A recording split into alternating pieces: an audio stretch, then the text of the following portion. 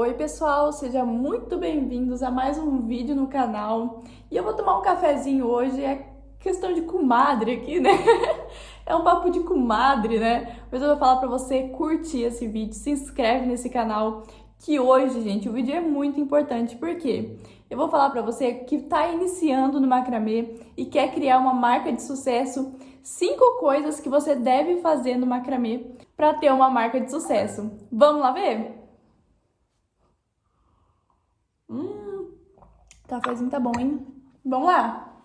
A primeira coisa que eu falo pra vocês que tá começando, tá iniciando no macramê, é pra vocês não esperarem ter coragem pra começar. Você não vai ter coragem pra começar, você tem que começar com medo mesmo, sabe? A gente fala. Então eu sei que todo mundo tem medo de não dar certo, todo mundo tem medo de empreender, todo mundo tem esse medo, mas as pessoas que têm sucesso, elas caminham com esse medo, né? Tem uma frase que a Priscila Zilo, ela fala que a coragem, gente, é o medo andando.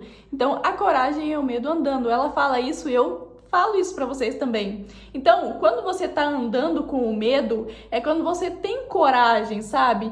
Então, continue com o medo mesmo, que daí você vai alcançar o sucesso. Se você continuar com medo, tá? Normal, você continua caminhando com medo de fazer live, medo de aparecer nos stories, medo de empreender, medo da primeira venda, medo sabe? A gente tem esses medos, né? Mas quando a gente vai caminhando com medo mesmo, a gente tem e alcança o nosso sucesso. Por quê? Sucesso da primeira venda, sucesso da segunda, sucesso da terceira, sucesso de entender o Instagram, sucesso de ganhar os primeiros 1.000 inscritos, né? Sucesso de ganhar os primeiros 2.000 reais, os primeiros 5.000 reais com o que você gosta, com o que você ama. Esse sucesso que a gente que quem tá começando quer alcançar, não é verdade? Então, se você tem medo, vai com medo mesmo, vai com medo, que a coragem ela vai vindo e você com coragem mesmo, você vai conseguindo suas coisas. E sabe, pessoal, todo mundo tem medo de começar. Sabe, todo mundo tem medo de começar alguma coisa, medo daquilo o que vai dar aquilo, sabe? Mas eu fico pensando, se as pessoas elas não começam, como que elas vão saber se vai dar certo ou não? Então começa, sabe? É aquilo que você ama, pessoal. Eu tô cheia de caixa aqui do meu lado, ó, que eu tô empreendendo, né, com o macramê, ó, as caixas aqui do lado, ó. São 100 caixas, tá? E a gente espera vender isso aqui em um mês. Tá bom? Então, começa que vai dar tudo certo, eu tenho certeza, e a coragem ela vai vindo e o medo ela sempre caminha junto, tá bom? Ah, e outra coisa, tá bom? Eu falo pra você que você vai caminhando com medo, mas daqui a pouco você vai perdendo o medo, tá? Então, assim, eu tinha muito medo de fazer live, agora eu não tenho. Eu tinha muito medo de aparecer nos stories, agora eu não tenho.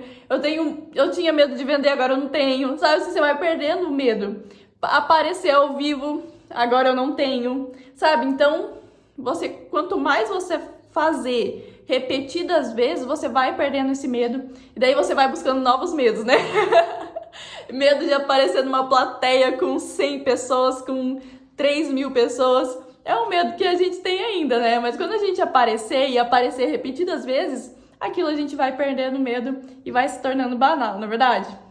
Tem uma frase que eles falam que é quando você tem medo do novo, né? Então, a gente tem medo do novo. É só a gente começar para esse novo se tornar velho, não é verdade? Segunda coisa que isso é fundamental para quem tá começando. O primeiro é fundamental, mas o segundo, pessoal, o segundo a gente comete, assim, muitas vezes. E eu cometi, gente, dezenas de vezes, tá? Qual que é esse segundo? Deixa eu até tomar um cafezinho. Toma café.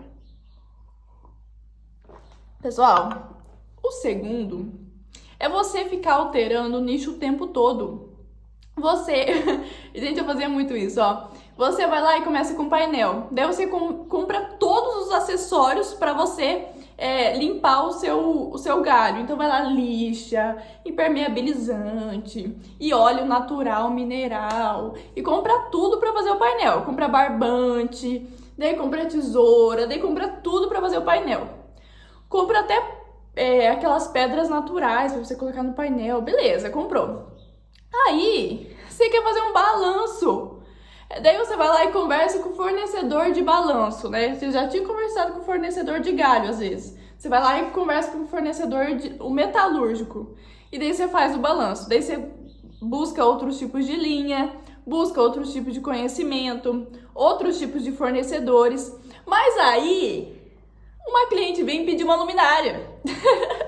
E você vai fazer luminária. E você vai buscar o quê? Vai buscar fornecedores de luzes, né, da sua cidade. Como que faz uma luminária? Como que é para deixar a luz certinho na luminária? Qual o cordão que eu uso para luminária? Mas aí, uma cliente vem pedir vestuário para você. Daí você vai atrás do quê? Vai atrás de manequim, vai atrás de linhas que podem ser molhadas. Sabe assim? Você fica mudando de nicho o tempo todo e essa mudança de nicho vai trazendo muitos custos para sua empresa. Então, você deve pensar muito bem em qual nicho você está se colocando. Quando uma cliente ela pede algo para você, você tem que trazer para você: será que eu tenho esses tipos de linha que eu posso utilizar para fazer esse tipo de projeto? Porque senão você vai ter que buscar outros fornecedores, outros tipos de linha, outros tipos de conhecimento, e isso não vai agregando para você. Eu falo para vocês, isso vai te trazendo muitos conhecimentos de várias coisas, mas você vai trazendo muitos custos para sua empresa. E o material, ele vai começando a ficar ali na sua estante, como tem muito material aqui na minha. Que eu fiz muito isso, pessoal. Eu já fiz vestuário, eu já fiz luminária, eu já fiz bolsa, já fiz suporte de planta, eu já fiz painel, eu já fiz calçado de macramê, que agora é o nosso nicho principal, né? Eu já fiz diversos tipos de coisa, prateleira, já fiz colar, já fiz brinco, já fiz... Nossa, gente, já fiz de tudo, tá? Então, assim, já mudei diversas vezes o nicho e eu falo pra você, não fica mudando de nicho, porque só vai trazer custo para sua empresa e você não vai ver dinheiro, porque você sempre tá mudando de nicho. Tá, Carol, já entendi, mas como que eu busco o meu nicho principal, né? Você pode ter nichos também que não são principais, né? Como assim? Eu vendo sandálias de macramê e esse é o meu nicho principal. Só que eu também vendo brinco, que combina com as sandálias. Eu também vendo vestuários, que combina com as sandálias. É a mesma linha, né? Tem algumas linhas diferentes, mas eu posso trazer a mesma linha, tanto no brinco, quanto no vestuário, quanto nas sandálias, sabe? Então você tem que mesclar. Eu vou fazer suporte de planta. Então eu posso fazer suporte de planta e posso fazer painel, tá? Eu vou fazer luminária. Então você pode fazer luminária com lustre. Tem que combinar os nichos, sabe? Porque se não combinar os nichos, ele vai se tornar muito aleatório dentro da sua marca mesmo, sabe? Então, quando a gente traz uma marca, essa marca ela tem que trazer uma coisa específica, senão o seu cliente ele fica muito, sabe? O que você vende? Eu vendia tanta coisa que meus clientes falavam: o que você faz, filha? Eu não entendo o que é a sua marca, o que ela transmite, o que você quer passar, sabe? Então, quando você vende luminária, você vende aconchego, você vende sofisticação, né? Quando você vende vestuário, quando você vende calçado, você vende autenticidade, você vende novidade, você vende moda, sofisticação também, né?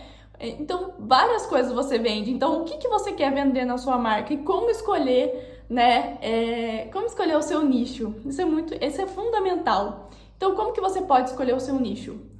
Olha só, pessoal, como eu já mexi com muitos nichos, o que eu falo pra você? Você tem que mexer com margem e escala, tá? São duas coisas que você precisa para escolher um nicho, tá bom? Dentro do macramê, que é a margem e a escala. Então, assim, quando você tem... O que é margem, né? Quando você faz a precificação do seu produto, tem a margem final. O que significa essa margem? Quando você tira todos os seus custos materiais, né, de embalagem, tira também o que você vai ganhar como artesã, no final de tudo, de todas as contas, você coloca uma margem em cima do seu produto. E essa margem significa o tanto que a sua empresa vai ganhar, o quanto a sua empresa vai crescer. Ou seja, vamos lá, vamos para um exemplo aqui, tá? Eu fiz uma sandália de macramê e tudo nessa sandália ficou R$60. Porém, eu, Carolina, vendo por 240, né? Vamos colocar que eu vendo por, né, R$ 120, tá? Eu já tô ganhando 100% de lucro em cima. Qual que é a nossa margem? 100%, tá? Então, eu falo que a sandália de macramê tem uma margem muito alta, ela tem muita lucratividade. Diferentemente de painéis, que painéis, pessoal, eu ganhava 30% em cima. Essa era a minha margem, senão eu não conseguia vender, né? Eu não conseguia produzir, eu não conseguia vender, porque a gente já gastava muito com material, já gastava muito com a minha mão de obra, que eu ficava aí 8 horas fazendo, 4 horas fazendo, e eu não podia colocar muito mais em cima, né? Vai muito para artesã, né, que a gente fala, e pouco para a empresa. E isso, pessoal, faz com que a nossa empresa ela não escale. E o que significa isso? Não escalar. Significa que ela não vai crescer muito rápido. Por quê? Porque a gente não consegue produzir muitas quantidades por um curto período de tempo. Né? As sandálias a gente faz em 2 horas. Né? Então, uma sandália eu vendo por 240, tem um lucro aí de mais de 150%, né? Que é a margem. E a gente faz em pouco tempo, faz em 1 hora. Eu já faço em 1 hora, mas aí as artesãs elas fazem no máximo em 2 horas aí. Então, o poder de escala, a gente faz 8 num dia. O poder de escala é muito alto. Então, pega o que você está fazendo hoje e faz essa... Qual que é a margem? Qual que é a escala, né? Eu consigo produzir muito por um curto período de tempo? Então, você tem que fazer isso para você saber se a sua empresa ela vai crescer. E se você não conseguir fazer isso, não conseguir produzir por um curto período de tempo bastante unidades, o que você pode fazer também? Você pode vender um painel de macramê por um valor altíssimo, né? Então vamos lá, você gasta R$ 300 para fazer aquele painel com todos os custos e com custos de mão de obra também. E você vai lá e vende por R$ 600, né, R$ 700 um painel, né, você vende por R$ 1.100, você gasta ali R$ 600 para fazer aquele painel, você vende por 1.200, aí sim, você está ganhando em cima, né, e você pode trabalhar com valores altos, né, com alto valor agregado, e você pode trabalhar assim também. Eu falo que é mais difícil trabalhar assim também, porque você tem que saber muito bem quem é o seu público-alvo e trabalhar muito bem com esse público também. 3. Isso aqui, pessoal, isso aqui tinha que todo mundo fazer, né? A gente sabe que é difícil. Mas é a organização do seu ateliê, pessoal. Tanto manter o seu ateliê limpo, tá? Por quê? Porque quando você mantém o seu ateliê limpo, tem a produção ali, depois você limpa o seu ateliê, isso faz com que você tenha uma alta produtividade, tá? Eu não falo isso por mim mesmo, tem pesquisas que falam isso também, do poder da produtividade e da criatividade também, quando o seu ateliê, o seu espaço tá limpo, tá? Então mantenha ele limpo, mantenha ele organizado, que você sabe onde tá todas as coisas também. Outra coisa também que já é muito dentro do seu ateliê, ali dentro do seu computador, organizacional mesmo da sua empresa, é você manter todas as contas alinhadas, tudo que você está gastando, tudo que está entrando e saindo do seu ateliê, né? Então, ter uma tabela de organização financeira, tanto a organização financeira quanto a organização do seu tempo também, tá? Quanto a organização dos projetos que vão vir, dos lançamentos que vão vir, né? O que você vai fazer para o seu ateliê aumentar mais seguidores, aumentar mais vendas, você trazer tudo isso em planilha, qual que vai ser a estratégia que a gente vai utilizar, você organizar tudo isso no seu ateliê é fundamental. Eu falo tudo isso, pessoal, parece difícil, né? Mas quando você vai fazendo, né, você vai pegando o jeito, é igual as postagens do Instagram, né? Então você tem que ser organizada quanto às postagens do Instagram. Por quê? Porque é muito difícil, pessoal, muito difícil fazer as postagens, o que postar, quando postar, né? A gente tem que aprender e a gente tem que colocar em prática.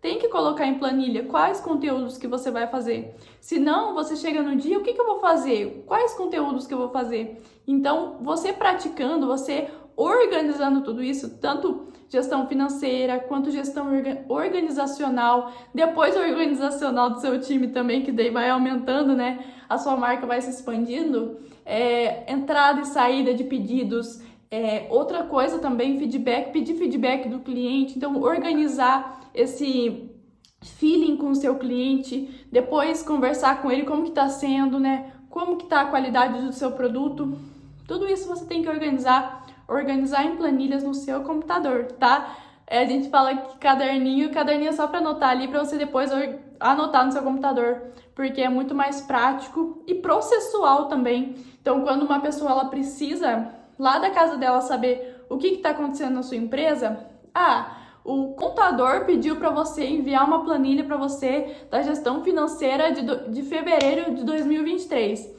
E aí você vai lá e envia para ele do seu computador. Ó, tá aqui a planilha. Pronto, tá? É isso que você tem que ter em prática, sabe? Você tem praticado isso no seu ateliê? Então coloque em prática todo mês ali o quanto que você tá gastando, quanto que tá vindo, quanto tá recebendo, quanto tá tirando, para aí chegar no final do ano você saber o quanto que sua empresa cresceu, o quanto que ela tem guardado de dinheiro também, sabe? O quanto que você tá crescendo como empresa. É fundamental para o andamento e para a continuação, até para você falar com os seus familiares também, que minha empresa está crescendo, está aqui em planilha, tá tudo certinho.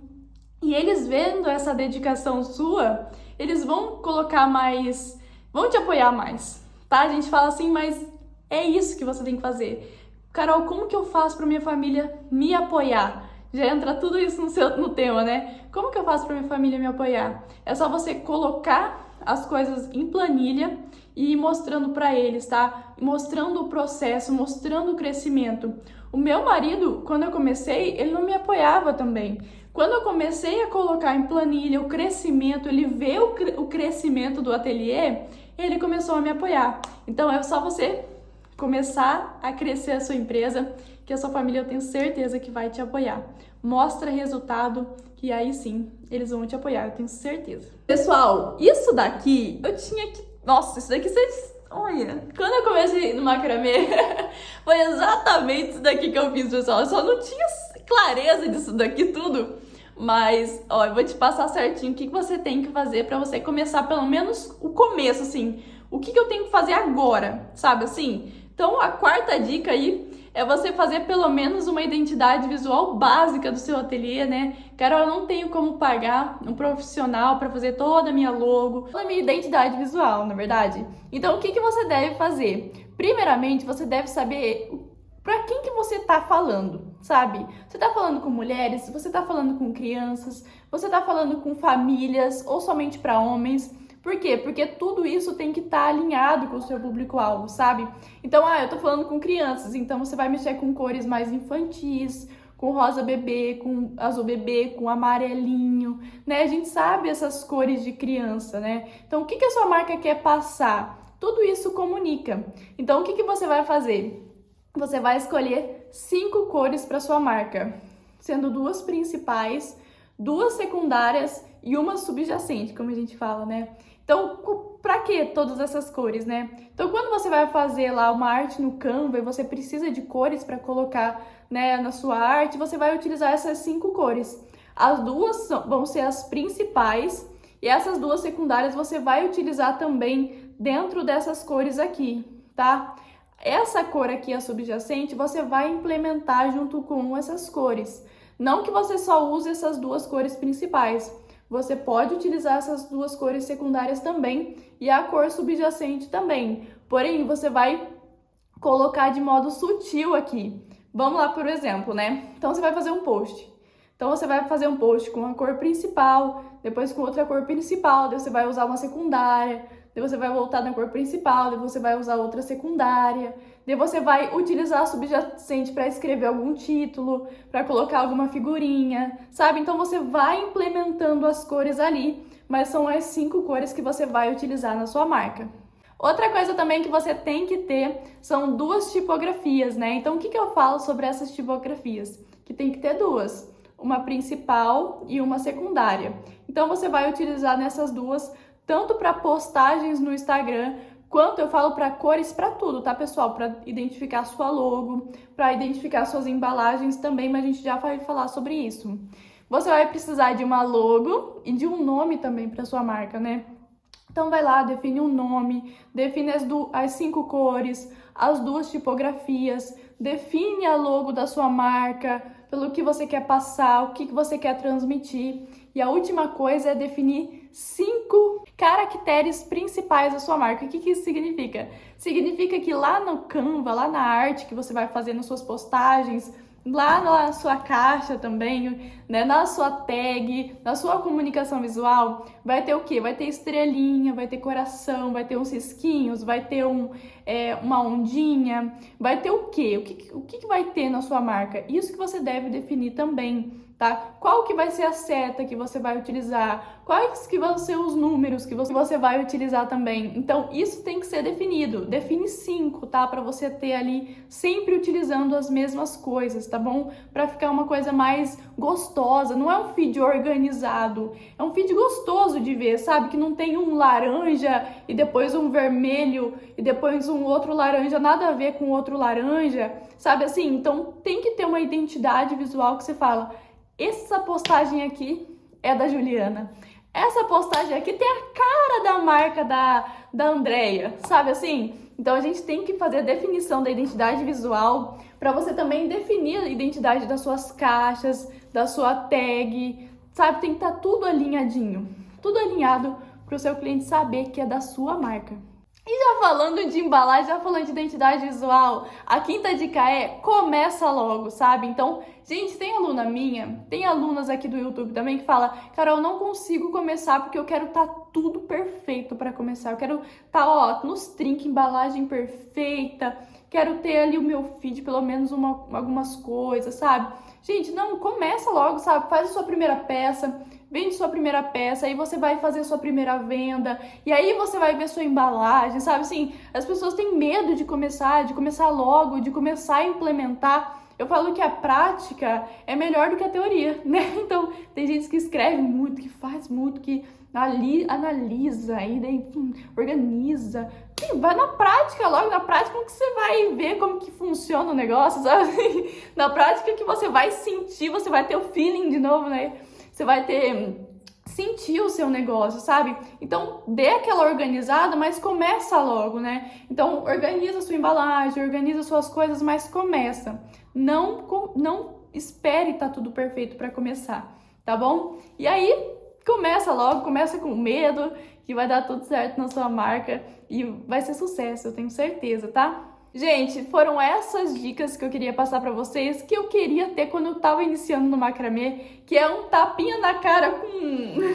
A gente dá um tapinha, depois dá um carinho.